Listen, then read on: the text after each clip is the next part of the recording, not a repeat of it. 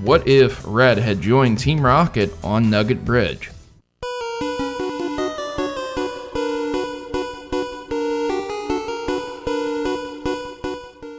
In all versions of Generation 1, both Red and Blue are offered to join Team Rocket at Nugget Bridge for beating all 5 of the trainers. Without possibility, the game refuses to let Red join as it triggers a battle with the recruitment officer. But what if the game did give you a choice? And what if Red could have the chance to say yes and join? How would this change the Pokemon universe as we know it? There are several ways to approach this, and this can change in multiple ways depending on if Blue also joined Team Rocket. But for this specific scenario, let's just say Red joined and Blue was busy becoming stronger. After the incident at Nugget Bridge, word of how powerful and naturally gifted as a trainer Red was would spread through Team Rocket in a day's time. Grunts would say, "Hey, isn't that the kid that beat us in Mount Moon? Yeah, I heard he beat all the trainers at Nugget Bridge, even the recruiter." This would eventually get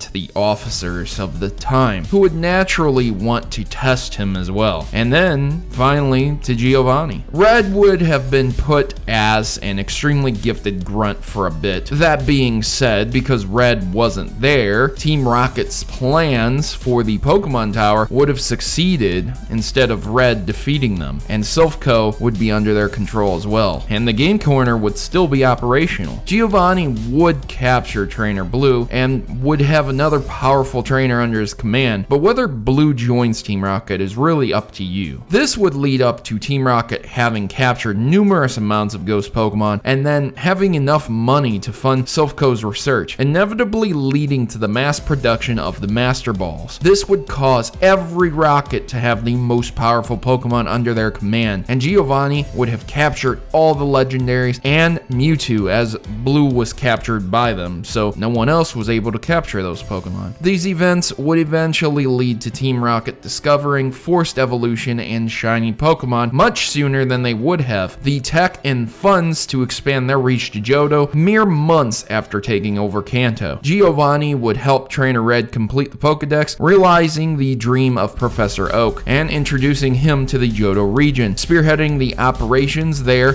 1 year before Gold became a trainer. Giovanni's reach and power would grow even greater as he would eventually capture Ho-Oh and Lugia. Lance and the Elite Four would grow concerned for with what and how Team Rocket would be conducting themselves in the Johto region, and the events of Gold would play out without Trainer Gold this time. This would lead to Lance's defeat and the stunning realization that even Team Rocket grunts now have Pokemon on par with his due to their Master Balls. Soon, their second best trainer, Red, would be assigned the tasks of destroying the Elite Four for their involvement against Giovanni and Team Rocket, and he would defeat and destroy them as requested, knowing no one could defeat Giovanni at this point. Giovanni would appoint his executives to capture the remaining legendary Pokemon in this region, heading up a special capture team himself to capture Celebi. Giovanni had become the most powerful trainer in the world, owning 2 regions worth of Pokemon and their respective legendaries. With nothing left for him and Red to do, they set their sights upon the remaining regions, and then the world.